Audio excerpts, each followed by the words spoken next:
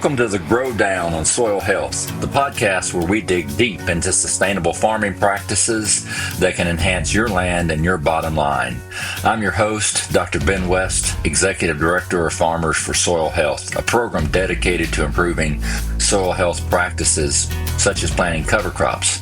Today we're breaking down what should really happen when a crop consultant steps onto a farmer's field. We'll explore how trust, regular visits, and a problem-first approach helps farmers make steady, practical progress, 1 acre and 1 issue at a time. Today we're joined by a really special guest, Lee Briese, a certified crop advisor and crop consultant with Centrol in North Dakota. Lee, really glad to meet you this morning and glad you're joining us. Thanks, man. Looking forward to it. So you've been in this game for a while now. We were talking earlier that you've been doing this pretty much your whole adult life. Although you started your life as a younger person thinking you wanted to be a farmer, and your parents told you not to do that, and not to get away from agriculture, but here you are. Tell us a little bit about your life story. How'd you end up in agriculture, and what got you here and what keeps you here? Yeah, Ben, you're right. So, I grew up as a kid in the 80s when the farming crisis was at its peak, and my folks struggled a lot and actually lost the farm in the 80s. And at that time, they said, get away from agriculture as far as you can. So I kind of listened. I wasn't too bad at math. I went to college and thought, hey, I'm going to be an engineer. Turned out I wasn't as good at math as I thought I was. And it wasn't as much fun to do calculations all the time. So I took a little time off of college and ended up working in a small little grain elevator in kind of the middle of nowhere. Yeah, and doing just kind of the normal grunt things, stacking feed, and shoveling grain, that kind of stuff. But I got to interact with farmers in a different way because we were doing some product sales and product management. And even as a young kid, guys were asking me questions, and I liked it, and I learned more about it. And I decided, hey, this is the kind of thing I want to do. So I went back to college for agronomy and got that agronomy degree. And while doing that, I got an internship with the company that I currently work with, and we were checking fields. And that's really what I love to do, is be out in the outdoors, out in the field, checking the crops, doing that kind of thing. You know, your pathway to agriculture is like so many people that I know that work in the field. They started thinking they wanted to be a farmer, but then that pathway didn't work out, but they found other ways. And I spent a good bit of time in my career thinking about workforce development in agriculture. And one of the things that seems really clear to me, there's a lot of kids that are out there, if they really understood what the career options were in agriculture, they'd be interested. If you want to be an engineer, there's opportunities in agriculture. If you're interested in biology, there's opportunities. If you're interested in business or communication, there's opportunities. You know, what would you say to kids that might be listening that think, man, agriculture's kind of interesting, but I don't know much about it. I'm interested in math. What would you tell the kids? Oh, yeah, what would you say to kids out there? Yeah, I think the big thing is just go try some jobs on for size, especially when you have some summers in like maybe your high school years or your college years. Go ask around and find a job. Find a job in sales. Find a job in communication. Find a job in some of the labor force and that type of stuff and try it out. So I actually give internships every year. We have an intern from college, and they work with me for three and a half months of the summer, come out and see what I do and how I do it. And they get to do the hands-on and do it for that summer. And at the end of that summer, if they're like, that's not really what I wanted to do, it's fine. Nobody's getting fired. They're going back to school anyway.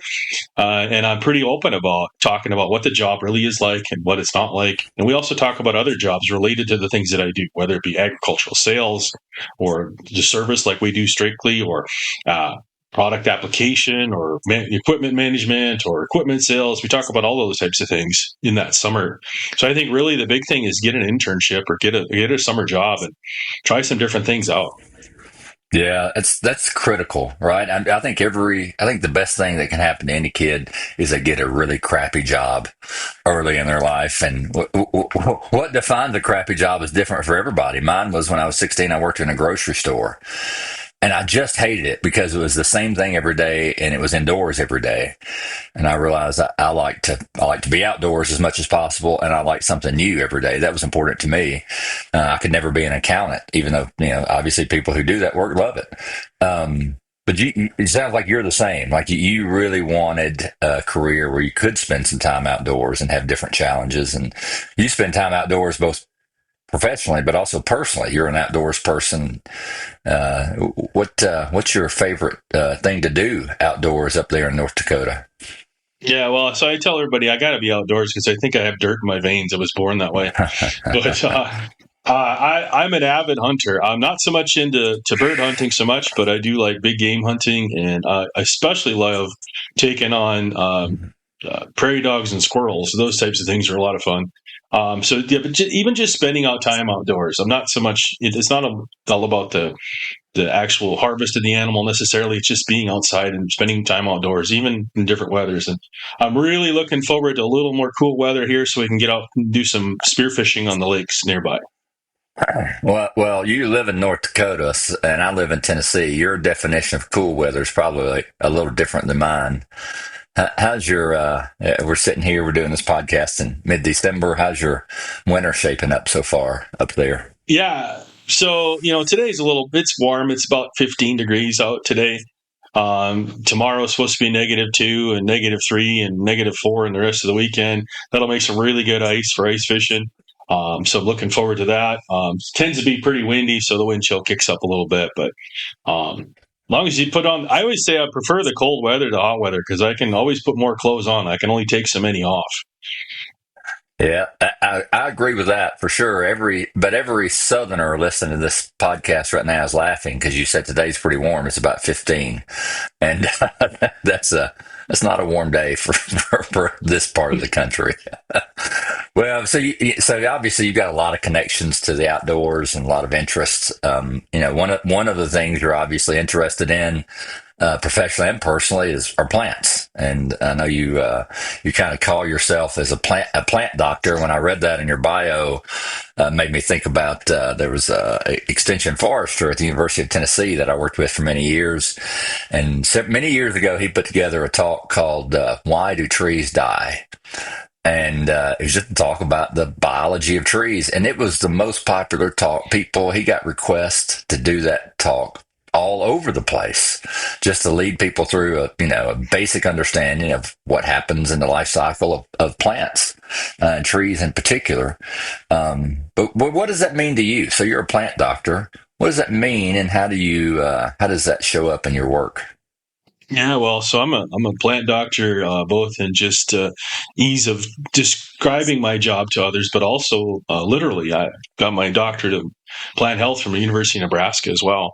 But so as a plant doctor, my goal is to actually help people take care of plants. So what we do on a regular basis is I do regular weekly checkups. So we go out to the fields and we scout those fields and take a look at the plants, the crops, the stage, the stand count, what the soil conditions look like, any pests, weeds, bugs, insects, diseases, things that are showing up, and take note of all of that type of stuff, and then put together any kind of practices or recommendations that we think that the farmer may need to do to manage those challenges that they're facing, and basically write those prescriptions.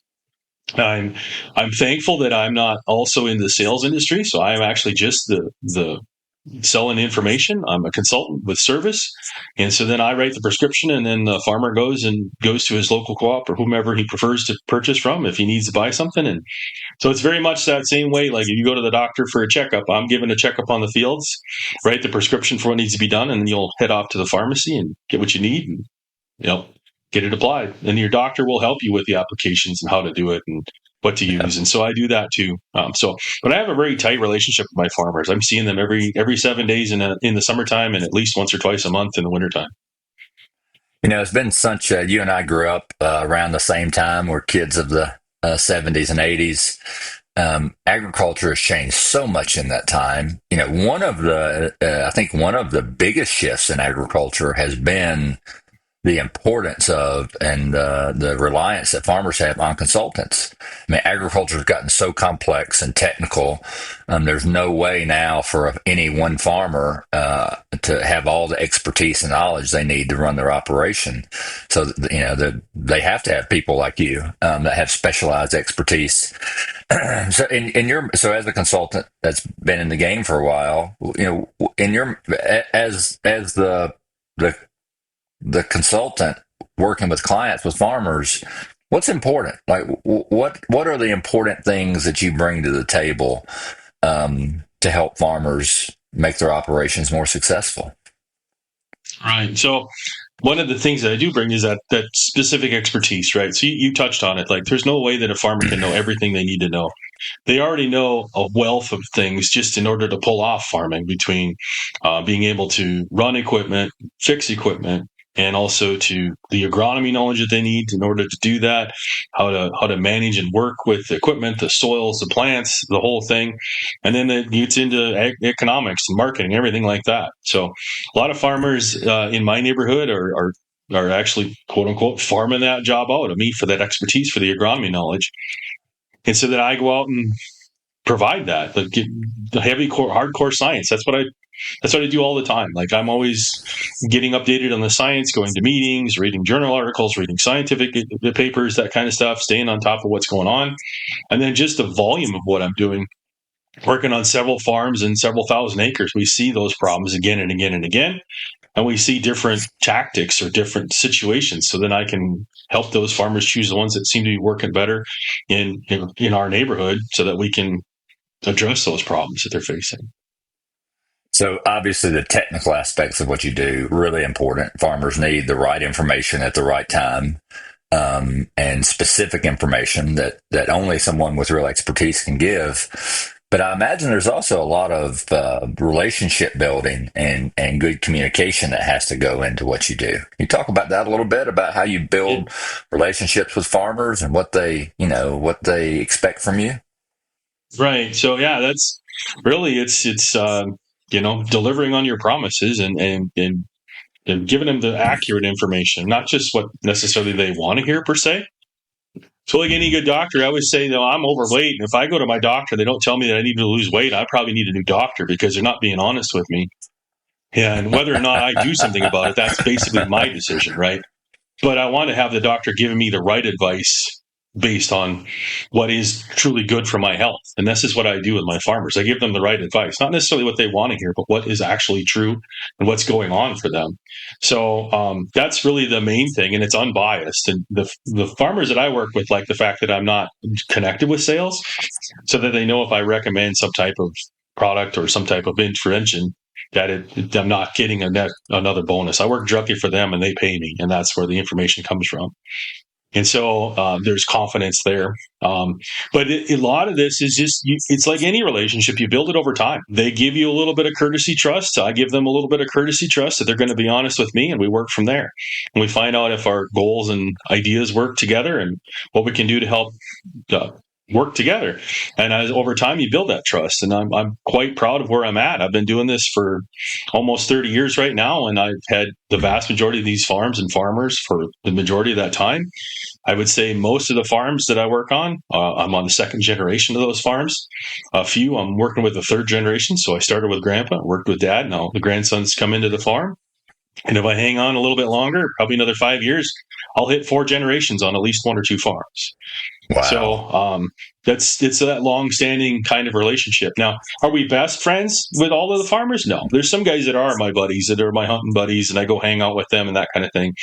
But very often I get phone calls like, well, just had this salesman, or just went to this conference, or I just saw this thing in a newspaper article. What do you think? And so then I go investigate and give them my opinion based on the science and my experience, and we move forward from there. And I imagine it's a 24/7 endeavor. One of my best friends from college is a crop consultant, works mostly in cotton, but when I've been with him, it's pretty constant. He gets texts and calls all the time because farmers are making real time decisions and need help, in the moment. I'm sure your life is much the same. Yeah, very much so. So there's kind of a little anecdote there. I snuck away in September because September kind of slows down for me a little bit. We transitioned from crop scouting into soil sampling, and I snuck away for 4 days on a canoe trip up in the Boundary Waters. And so no cell service. And rather than explain it to all 36 of these guys, I figured, well, most of them aren't even going to notice that I'm going to be gone for 4 days. And so I just didn't tell anybody. Turns out one of my farmers called me like 10 minutes after I shut my phone off and threw it in my pickup boom and getting in the water. And he was quite excited by the third day, by the time that he got a hold of my wife to find out where the hell I was at, because he's like, that is not like you. You normally reply to me within 10 minutes and an hour at the max. He said, I was really worried you were hurt or injured or something. I was going to come looking for you. I said, well, that's all right. I said, sorry that I didn't let you know. I said, I just didn't want to raise the flag and get everybody freaked out. I'm still only going to be gone for a couple of days. I said, it's kind of good to know that you care and that I was missed. Yeah. So, and it's also good to know that I have the reputation of getting back to you right away. Yeah, absolutely. And by the way, as an aside, we need to talk after the podcast. The Boundary Waters is on my bucket list. My favorite outdoor pastime is in a canoe or a kayak, exploring places just like the Boundary Waters. So love to hear more about that. Highly recommend it. And I'm going back without a question.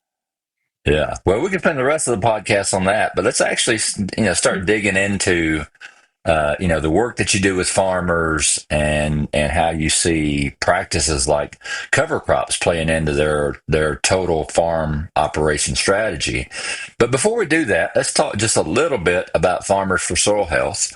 Farmers for Soil Health is a program established by farmers for farmers, focused on strengthening soil health practices like cover crops to enhance the environment and bottom line profitability of farmers. Through this podcast, which is in partnership with the Soy Checkoff, the Pork Checkoff, and the National Corn Growers Association, we dig deep into sustainable farming practices. We're bringing you tangible, experience-based, and research-backed information that can help you enhance your land and your bottom line. If you're enjoying this episode so far with Lee, check out our others. We've got several posted already and more to come. So we hope you'll follow us on this channel.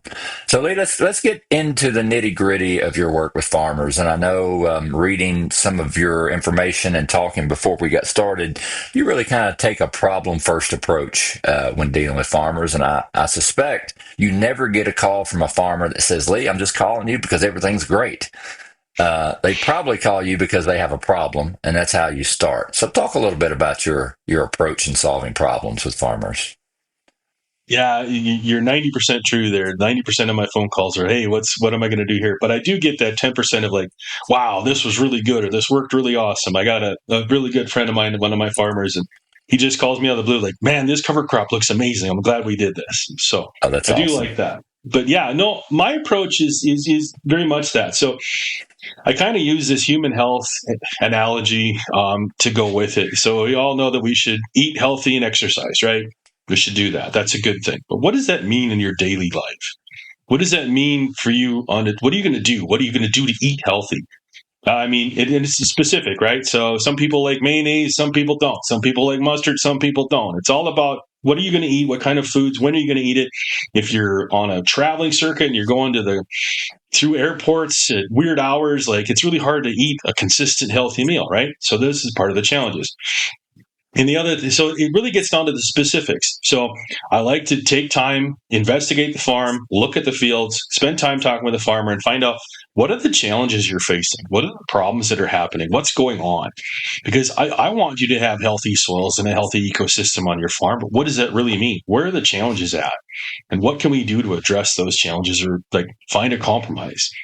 So that's really the first thing that I do. And then I feel like that's a really good place to start because if you've defined a problem, you've actually defined, what type of measurement you can have. So let's say you have excess moisture, or you have wind erosion, or you have water erosion, or you have weed problems. Any one of those are a problem that you can pinpoint and say, okay, I'm going to tackle this.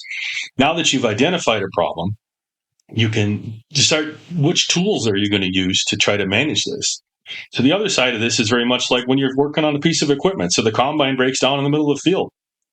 You don't haul every tool to the combine. You look at the problem, see what it is, and you pick the most likely tools that you're going to need, right? So you're looking for the wrenches that you need. Maybe you need some electronic tools. Maybe you need a torch. Maybe you need a welder. Like you're going to bring those, but you don't bring the entire shop to the combine in the field. You bring what you need. And so this is the same thing that I look at here because it's a great idea to talk about soil health and all of these practices and all of these different things. But really, what are you trying to fix? What are you trying to manage? What are you trying to address? That'll help you decide which tools you need. And it'll also give you a pretty good measurement of, am I making a difference? Is this actually successful? Yeah, and obviously you work with lots of farmers in different situations, but I suspect there's some commonalities between farms and farmers.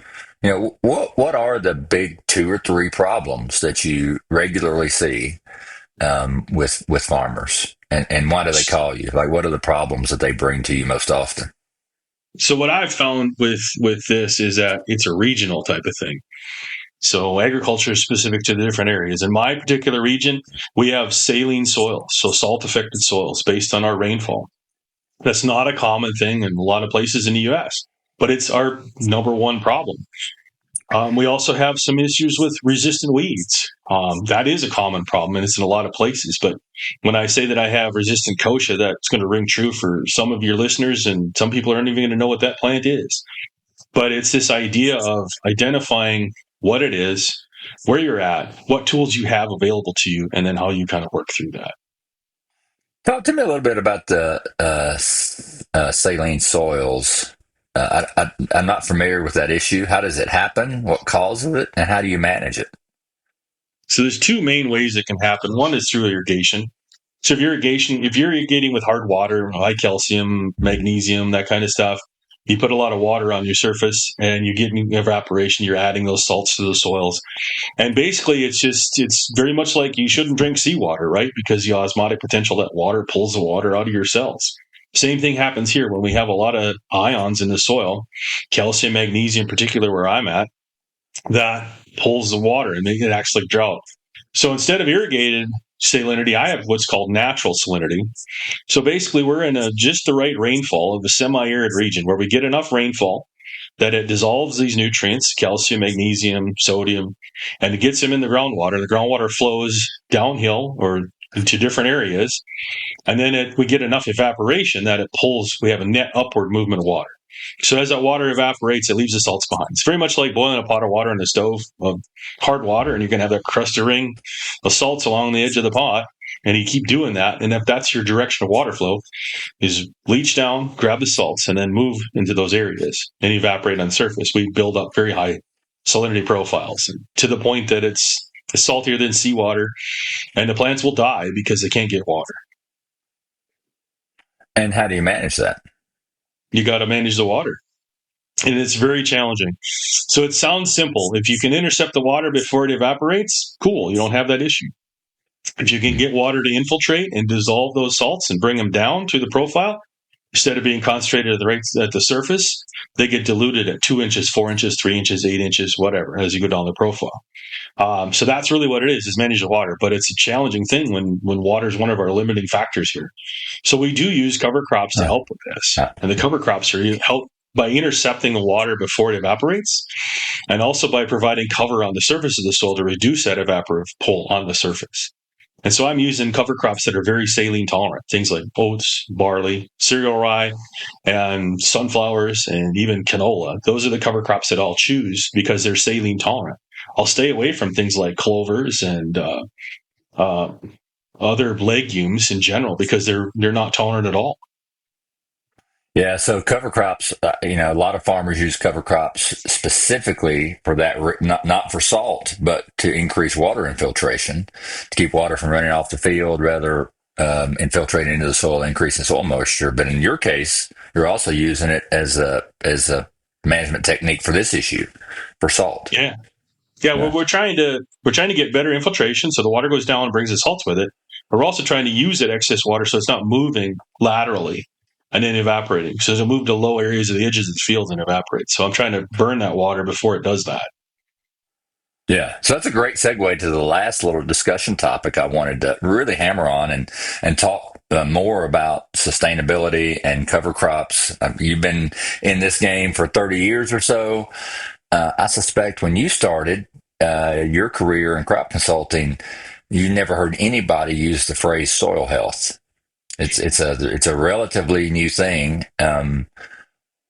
What does that mean to you? How has that impacted agriculture and farmers in your region? And where do you see this going? Where do you see the whole soil health movement going the next 20 years? Right. So yeah, no, soil health was not a thing that we talked about at all. We talked about pest management. We talked about maximizing crop production, all of those types of things. But soil health is all part of that. It's all part of your pest management. It's all part of your maximizing your potential. And one of the other issues that I have in North Dakota, there's not a whole lot of trees in the neighborhood, but we have plenty of wind. And so wind erosion is another big issue that we fight up here. And even though we're solid frozen and we'll be frozen 6 feet deep, we still get our majority of our wind erosion actually happens in the winter when there's no cover. Wow. So those soils are friable and that top is very loose and it'll blow away. So what these are the ideas is like, the soil health thing, we're just trying to protect and conserve the resources that we have. We know that it takes hundreds of years to build an inch of soil, and it takes a few months to lose a tenth of a soil or a quarter inch of a soil or even more than that in a bad windstorm. And it's been common for us to have sustained winds at 30 to 50 miles an hour in the spring. So losing that soil is a real thing. And so that's really where it started, was my farmers are like, what can we do to protect our soils? What can we do to manage the salinity? What can we do to improve these little problems that we're seeing? And soil health is a systems approach. And really, in order for cover crops to work in North Dakota in our short season, we have to have an early planted crop, something like a cool season small grain or a field pea or something that's off early. Then we can use the cover crop behind it. And now we still grow in corn and soybean, but we're trying to get the cover crop behind the spring wheat in front of the soybeans so that we're protecting it before the soybeans are coming up and protecting that from wind erosion. And then we can get a little bit of weed control if we're picking the right tool in that situation. So there's a lot of ways that we can tweak this, but there's no one way to just use this cover crop, do this every time. It's about those specific problems and challenges that each farm has, and then also the labor and resources they have to do it. Yeah, sometimes I'm asked, do I think the buzzword now, sustainability, is just that, a buzzword that's going to be gone? Is this a temporary focus? And the reality is the term may come or go, but farmers have been doubling down on sustainability for decades now, since at least the Dust Bowl.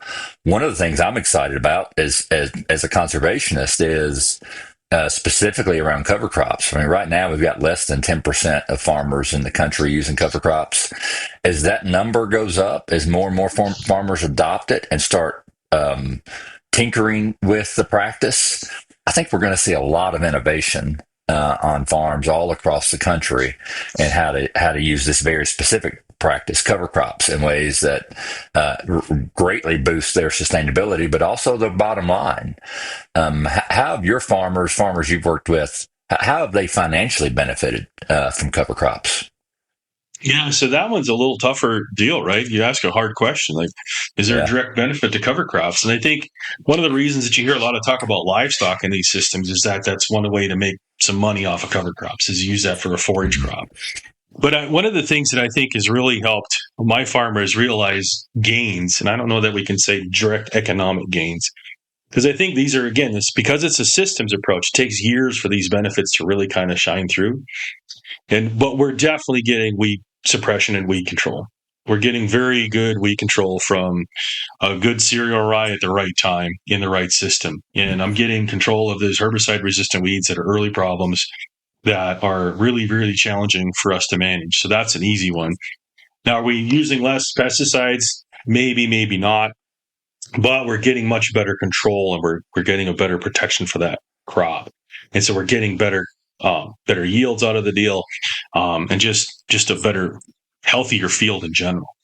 And that whole system idea is part of that deal. So I can't just say, a lot of growers are coming to me, well, I want to grow corn and soybeans and I want to be able to use cover crops. Like, well, that's really challenging in North Dakota. You might have to change your system in order to do that. And I also say that the thing like cover crops, we say it as like it's one thing, but it's really, there's upwards of 30 different species. So it's very much like the set of wrenches. Like there's a 9/16 and a 10 millimeter in there. You're going to need those. You might need a few of those, but there's also going to be a quarter inch and there's going to be an inch and a quarter in there. And in certain situations, you're going to need that tool too. So I think really picking that right cover crop for that right system, and that goes back to that problem approach. What are you trying to accomplish here? What are your challenges? Prick the right wrench at the right time. So Lee, that's not coming full circle back to what you said at the beginning. Like you try and work with farmers and start with their problems and goals and then devise customized solutions for them. Oftentimes cover crops of different varieties are the solution, but sometimes they're not. In farming is complex, just like we said at the beginning. And I don't know how farmers could do what they do without people like you. So really appreciate hearing about your work. And it's people like you that's going to move the sector forward. So really appreciate what you do. So Lee, we've spent the better part of half an hour here talking about your work with farmers. What I've heard you say is what I hear so often is that, farmers, every farm is unique, every field is unique. And farmers need to take a problem and a goal oriented approach and use tools at the right time, at the right place to meet the needs and challenges they have, not just on their farm, but on every field. And we know cover crops in many cases can be a tool in the toolbox to help them get there. We really appreciate you having you on the show today. Before we leave, I do want to circle back to something about you personally. I hear you've got a really interesting party trick that you like to showcase, and we're coming up on the holiday season. I suspect you'll be at a lot of holiday parties to showcase this trick. Maybe I'll get to see it one day. So tell me about your party trick. All right. So all of those things that you said were true about farmers, Ben, that they have to make the right thing, the right place, the right time. And so I've been using a yo-yo as an analogy for this. Because even though you're a farmer and you know how to plant things, you know how to grow things, you know how to do all this type of stuff, you still have to learn that trick, right? So I start with the yo-yo, and when I'm doing public speaking or even just talking with people individually, I'll pull a yo-yo out of my pocket because I have it with me. And I'll say, all right, you've had a yo-yo, you know what it is. And this works universally. This has worked internationally. This has worked pretty much anywhere. People know what a yo-yo is. They either had one or their buddies had one or whatever. And I say, yeah, it's a really simple tool, right? It's a string and an axle. That's all it is. But can you do tricks with it? Once in a while, you'll have a few people that'll say, yeah, they can do a trick. And I'll literally hand it to them. And all of a sudden, their eyes get big. And they're like, oh, I didn't think you were going to challenge me on that. But a few of them can do a few tricks and that kind of thing. But the idea here is behind this is like you can go to the World Yo-Yo Contest. And they do have that, by the way. There's 5 different types of yo-yoing. There's the one that you might think of that's normal. There's one that's called non-responsive. It doesn't come back when you pull the string. There's yo-yos that are off the string. There's two-handed yo-yo. There's all kinds of different things. So really, it's like, okay, what are you trying to do, right? And you can go to the conference. You can go to the competitions. You can watch YouTube. You can find 1,000 videos of 9-year-olds telling you how to do a trick, yo-yo trick. And I'll tell you right now that they're not very good at telling you the specifics of doing it. But even if you did all of those things and you researched all of this, can you do yo-yo tricks? And the answer is no, that's not enough. If you want to be able to do a yo-yo trick, you have to buy a yo-yo, you have to put it on your finger, and you have to practice it. You have to learn that trick yourself. I can't do it for you. Your neighbor can't do it for you. Your business partner can't do it for you. You actually have to learn it. If you want to gain that skill, you have to put in the time to learn it. And that's true of all of these soil health practices. It's great to go to conventions, listen to podcasts, get excited about a new practice, but you have to go home and pull it off and do it. Now, keeping in mind that the first time you're going to do the yo-yo trick, it's probably not going to work, right? This is just the way that it goes. That's all right because you just keep at it. But it's not that hard. None of these soil health practices are that hard, but you do have to figure them out. You have to figure out what kind of equipment do you need? What is the right timing? How do you pull it off? The other thing about a yo-yo is you have to do it in real time. You don't get to slow it down. Like when you play an instrument, you can slow it down. But a yo-yo is based on gravity. You don't get to slow it down. This is the way farming comes at you full speed. So that's all part of this deal. But if you just think back to it, there's some basics and some skills. You learn the first skill and you build on it. And then you can build on it with another skill. And it takes time. And it's all right if it's going to screw up. So the thing is, I didn't do my first yo-yo practice in a room full of 300 people on stage. I did it at home by myself. And yeah, it actually got rolled up and tied in my beard. And that's fine. That's part of the deal. Okay. And you just unscrew it and you start over. So this idea of like, if you're going to start small. Don't do something that's going to risk significant financial concerns on your farm. Do it somewhere where you can see it, manage it, practice it. Maybe do it somewhere that not everybody else can see it. Right? So do it a little bit in private. Learn your skills, build them up, and then move it from there. And I've had this yo-yo trick, and I've done it for people all over. I've gotten my beard caught in a room of 300 people. I've never seen farmers pull their phone out of their pocket so fast in your life. And I just unscrewed the yo-yo and took it off. The guy goes, "Oh, I thought I was going to get a really good video of that." I'm like, "You think that's the first time it's happened?" And he laughs. I said, "No, this has happened before. It's going to happen again. And it's all right. And it's all right that you're laughing at me and with me." because I have this goal and I don't really care how you feel about it. I want to get this goal and I want to deal with it. And hopefully you come with me. And that's been a really powerful analogy for this whole system. You have to learn it yourself. You have to do it. You can get excited about it, but learn the tricks you want to do and make sure they apply to what you want to do and where you're at. And you're right. This Christmas season's coming, and this is the best way for my wife to take me shopping with her, Christmas shopping, because I have a yo-yo in my pocket, and I'm not the guy that's like, are we done yet? Are we done yet? Are we done yet? No, I'm practicing yo-yo tricks. And I get ages of all kinds, from 3 and 4 and 5-year-olds looking at me to 50, 60, 40-year-olds looking at me. And I usually get a smile almost all the time. That's awesome, Lee. What a great way to end the podcast. And it aligns perfectly with what farmers tell me. So I've had so many farmers tell me who tried cover crops, began using cover crops, say, man, first year or two was rough. But after a couple years, 2 or 3 years, I started figuring it out. And now it's an essential part of my operation. But I've had so many farmers say the number one piece of advice they give to other farmers trying it out is give it a couple of years. Learn it, play with it, figure out how it works on your farm and your operation. Because you're right, it is not something you can't just flip a switch. You have some things to learn and you got to practice it. So, and if anybody out there is interested in yo-yo tricks, I assume, Lee, you give private lessons, and you could become another little side gig here of teaching yo-yos. Well, that's the other part of this conversation, Ben. I don't want to drag it on too long, but I only know about 7 yo-yo tricks because that's about all I need to know in order to do this, right? And so that's one of the things I wanted to say is, like, we don't necessarily have to be the Olympic champion soil health farmer. You don't necessarily need to do everything and do everything really, really well. Do what you need to in order to solve the problems and the solutions that you have. And I fairly strongly feel that if we can all help 30 or 40% of the farmers be 10% better, we can make an absolutely huge difference for soil health and conservation across the spectrum. Yep. Getting 10% better seems like something everyone can wrap their mind around, but what a big difference it would make for farms and farmers all across the country. For those of you listening, really appreciate you joining us for this episode of the Grow Down on Soil Health. And Lee, really appreciate you joining. I've had a great chat with you. Really enjoyed getting to know you. And again, really appreciate the work that you do on behalf of farmers in North Dakota and all across the country. Thanks so much. So if this conversation felt like your kind of talk, make sure you rate our podcast, follow us on social media, check out our website, farmersforsoilhealth.com, and stay tuned for more insights right here on sustainable farming practices. Until next time.